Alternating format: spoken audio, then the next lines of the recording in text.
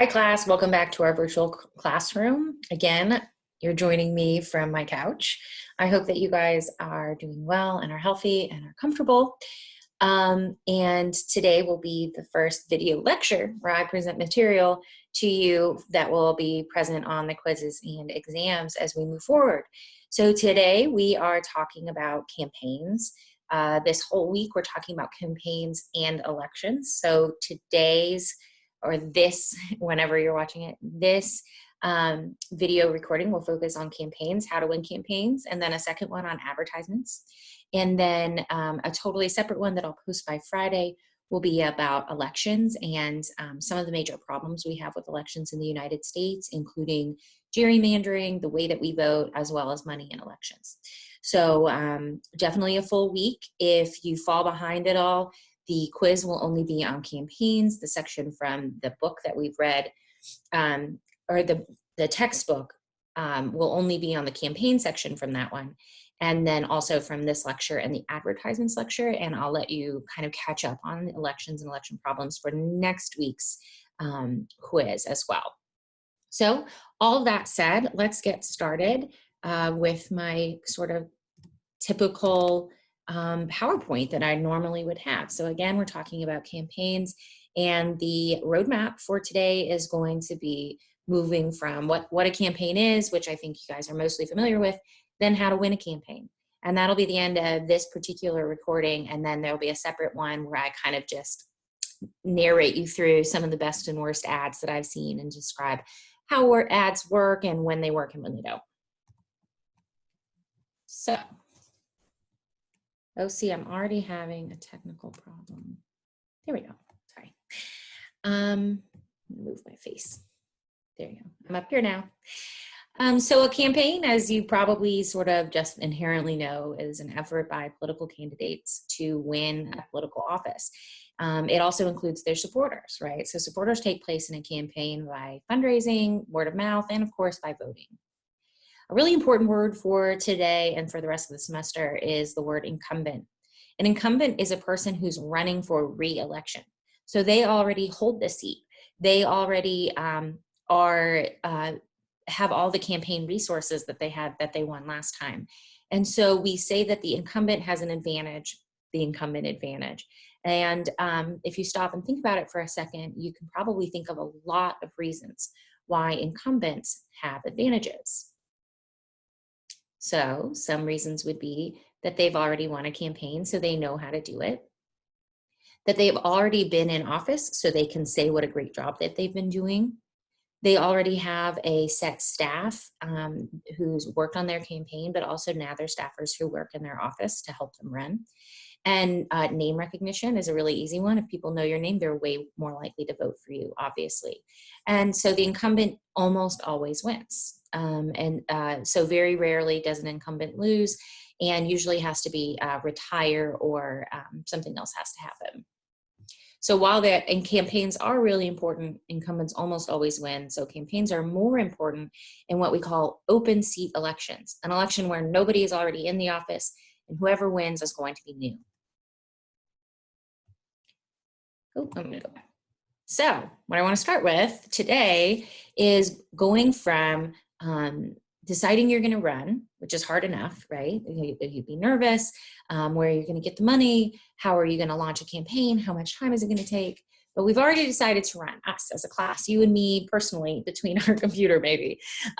We've already decided we're going to run, and now we need to know the basics of actually how we're going to run and what a campaign takes. First, you have to win a primary. You don't go straight to the big general election where the president is on the ballot and then you're right underneath. You actually have to start in the primary. And the primary means that you're running against other people in your same party. So Democrats run against Democrats and Republicans run against Republicans, and that's it. And so the people who win the primary have to argue with the people in the same party. Now, what happens is that in general, primary people who vote in primaries, primary election voters, tend to be more extreme, meaning if they're Democrats, they're more liberal, or if they're Republicans, they're more conservative. And because those voters tend to be fewer and more extreme, in order to win a primary, you guessed it, the campaign has to also be more extreme. So our first choice is probably to run a very liberal or conservative campaign, depending on whether we are a Democrat or a Republican, to win the primary. Now that has two really important consequences. It either means you're going to go into the general election as a more extreme liberal or a more extreme conservative, or it means you're going to flip-flop and have to scale back a lot of those things that you had said previously.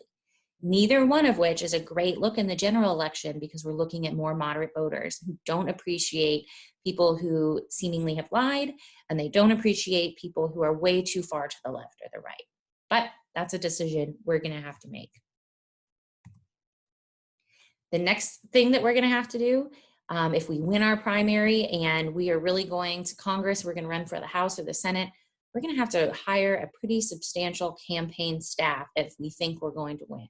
You don't need to memorize this chart, but this is just an example of how complicated it can be. Not only do you need a campaign manager who you really trust, but that campaign manager has to hire all kinds of things, from website developers, fundraising coordinators, pollsters, media consultants, press aides, researchers, speechwriters, schedulers, and all kinds of things, including volunteers, but people who manage those volunteers. And so this can be really complicated and, you guessed it, really, really expensive.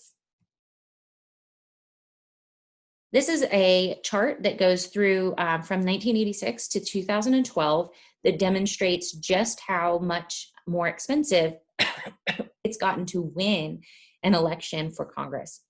So the top is the House of Representatives. It's gone from about $360,000 to $1.6 million to win a House election. That's a 344% increase.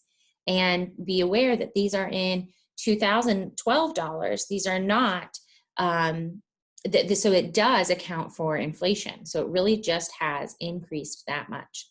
On the other hand, to win a Senate seat, it's gone from 6.4 to about 10.4 million, which is a huge amount, but only a 62% increase.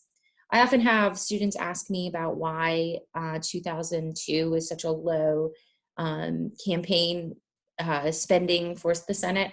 I don't know. It's difficult to tell why individual senators didn't spend as much, but if I had to guess, it was kind of a rally around the flag effect of having 9/11. And so people didn't want to do as many advertisements, and certainly not as many negative advertisements during this time. So what we know is that we're going to, if we're running for the House of Representatives, we're going to have to raise about $1 million, $2 million to win our election. And we're going to have to do that by making phone calls, asking our friends and family, going to our city and hosting rallies. And in this sense, it really does, you really do have to spend money to make money, because you have to hire people to help you do all this fundraising. And it really becomes like a full-time job. So if you needed to have another job, this is going to be really, really difficult for you to find time to do, but it's not impossible.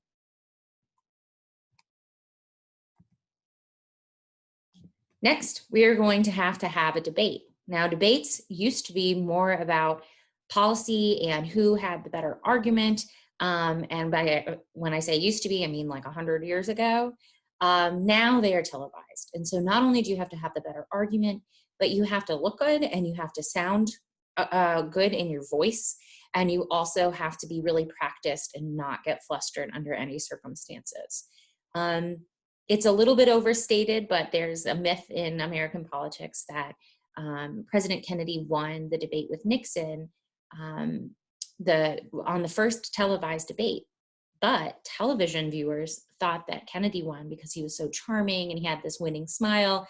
And radio listeners on the radio actually thought that Nixon won because he had the better arguments. So whether or not that's totally true remains to be seen, or is lost into history.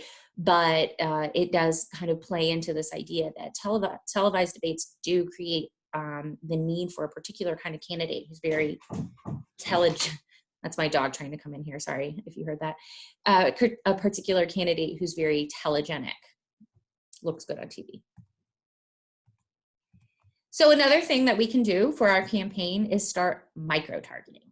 Micro-targeting is something that's only been possible since huge databases have started collecting data on all of us, including not just our race and our ethnicity and how much money we make and stuff like that, but what kind of websites we visit and what kind of issues. Are you an animal rights supporter? Are you an are you a pro-life voter? Are you a gun owner? Do you live by the beach? Or have you been affected by a hurricane?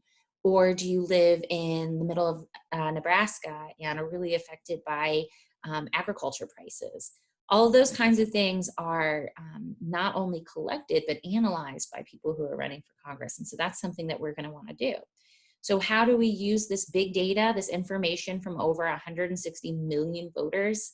Well, we analyze it with statistical algorithms, and then we send micro-targeted pieces of campaign paperwork or flyers or whatever campaign advertisements to certain segments of the population. So you would want to send the same candidate who's not lying and not flip-flopping could send one piece of information that's pro-life to one group and one piece of information to a different group who's pro-gun, and not be lying in either one, but really being appealing to one group over another by addressing their interests, addressing what they're concerned about in the election, and really trying to stir that voter turnout. The thing that works the best in campaigning, however, is the old-fashioned way. People want you or a staff member to come face-to-face with them and talk with them about the issues, give them the respect that they know they deserve, and ask them for their input on what they think you should be doing when you go to Washington. And this is the thing that works the best. It's the most old-fashioned, and it's also the most expensive. You're going to have the candidate spend a lot of time or hire volunteers to go to neighborhoods to knock on doors, shake hands, or bump elbows, as we're doing now, and listen to constituents and what they want. Calling works too, but it can't be a robocall. Those robocalls that everyone was getting like 10 years ago that says, please vote for so-and-so. People hate those and they will get angry at you. So that's not a good idea either. And the same thing goes for emails. An actually personal email will work, but spamming people and putting their name in the top, that doesn't really work as well either. And it's not very expensive or difficult to do the robocall or the mass email, and it shows, and voters know that that's not really going to work.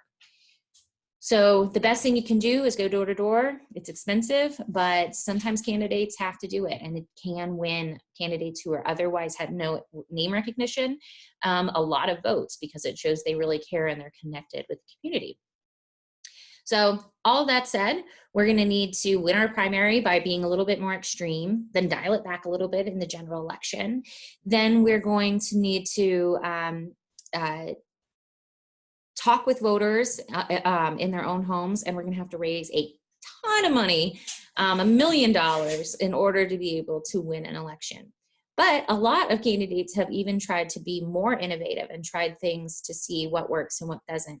And one particular senator, Ted Cruz, Republican from Texas, is particularly innovative. And he has like a little political scientist in his heart, because he's always trying new campaign tactics, but they often get him into trouble. So one of the first examples of this was his tactic of shaming. And he sent people in his state their voting record and said how often they voted, and and put the neighbors list too of all the neighbors' names and how often they had voted, and gave them scores of like F if they don't vote often enough, in order to kind of get people to either be ashamed or shame their neighbors into voting. This did not work very well. The media caught on to it, and it was sort of heralded as like just very rude, and the way it like felt like an invasion of privacy, even though this is all public documents. Another one was tricking.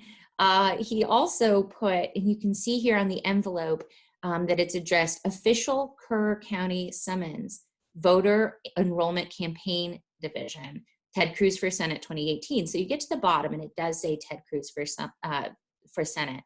But the very top says it's an official Kerr County summons. Sounds like a jury summons or a court date, right? And then in the middle it says, in huge letters, as you can see, summons enclosed, open immediately. This is clearly meant to trick and to make people afraid, and then they open it and then they see Ted Cruz, Republican for Senate, dear fellow conservative. I don't have the rest pictured here, but it's please give me money, right?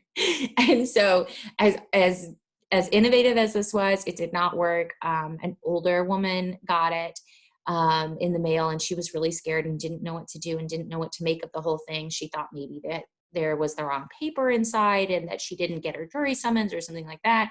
And her son happened to be a journalist in a big newspaper, and they spread it everywhere. And it didn't really work out that well for Cruz.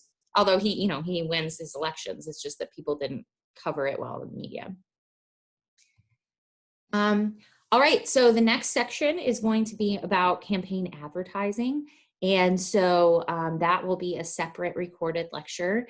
I hope that this helps you guys and that this really contextualizes the book for you. I'm also going to open a discussion forum on our main Blackboard page where you can put up discussion questions or course procedure questions, whatever you want. If you have an interesting thought and you really wanted to get it out there or ask me something about course content, that's something that can contribute to your participation, but also asking procedural questions if you're confused or having any challenges that I can address.